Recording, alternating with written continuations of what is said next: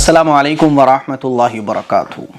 एक भाई ने आज मुझे व्हाट्सएप पर एक पोस्ट भेजी और उसके बारे में पूछा कि मुफ्ती साहब क्या ये सही है या गलत है। अस्सलामु अलैकुम वरहमतुल्लाहि वबरकातुहू। शब बारात में बेहतरीन इबादत करने का तरीका क्या है? रोज़ा रखने का तरीका क्या है? कब्रिस्तान जाने का तरीका क्या है? अस्सलामु अलैकुम वरहमतुल्लाहि वबरकातुहू। एक भाई ने आज मुझे व्हाट्सएप पर एक पोस्ट भेजी और उसके बारे में पूछा कि मुफ्ती साहब क्या ये सही है या गलत है। जैसे ही शब बारात आने वाली होती है या रमज़ान का महीना, लैलतुल क़द्र की रातें आ रही हों, तो बहुत सारी पोस्ट्स व्हाट्सएप पर, सोशल मीडिया पे चलना शुरू हो जाती हैं जिनसे आपको बाखबर करना ये मेरी ज़िम्मेदारी है।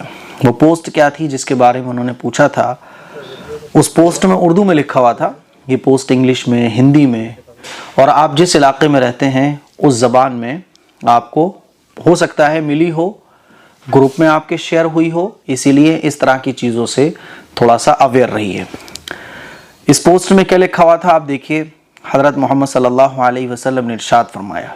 सबसे पहले तो अच्छे तरीके से आप समझ लें कि हुजूर अलैहिस्सलातु वस्सलाम की तरफ कोई भी ऐसी बात मंसूब करना जो हुजूर ने ना फरमाई हो, इसके बारे में हुजूर का इरशाद है कि जो शख्स मेरे ऊपर जानबूझकर कोई बात बोलता है, मेरी तरफ मंसूब करके मेरे ऊपर कोई ऐसी बात बोलता है जो मैंने नहीं कही है, तो वो अपना ठिकाना जहन्नम में बना ले।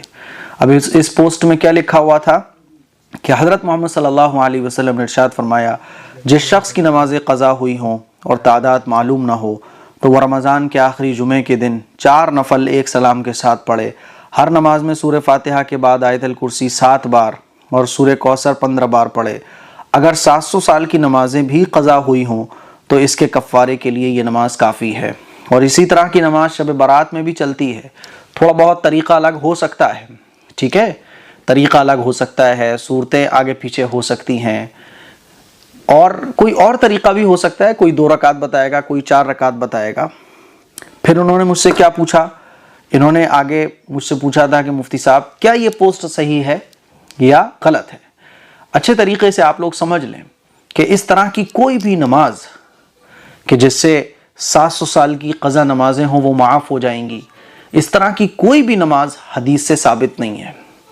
और शब बारात में जो अलग अलग टाइप्स की नमाज चलती हैं कि 6 रकात ऐसे पढ़ लो, 4 रकात ऐसे पढ़ लो, इस रकात में ये सूरत पढ़ो, इस रकात में ये सूरत पढ़ो, है ना, तो खूब अच्छे तरीके से समझ लें कोई भी ख़ास नमाज शब बरात की अल्लाह के नबी सल्लल्लाहु अलैहि वसल्लम ने बयान नहीं फरमाई है।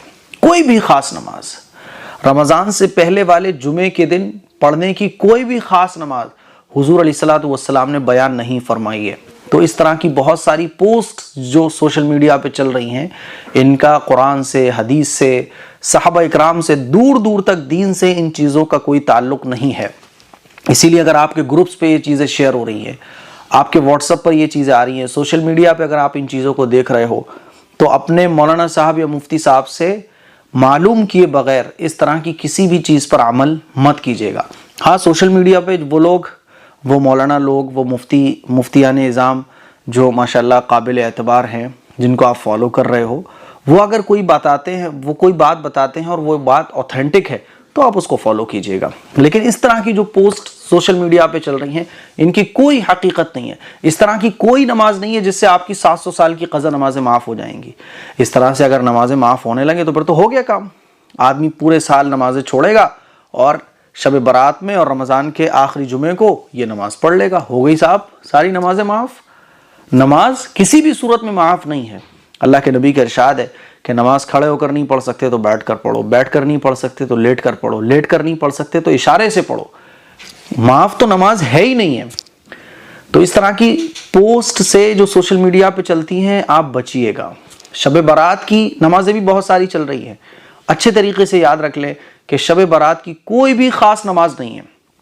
आप नॉर्मल नफल नमाज, सलातुल हाजत की नमाज, वो नमाजें जो मसनून हैं, वो नमाजें जो रसूल पाक सल्लल्लाहु अलैहि वसल्लम से साबित है, वो नमाजें आप पढ़िए।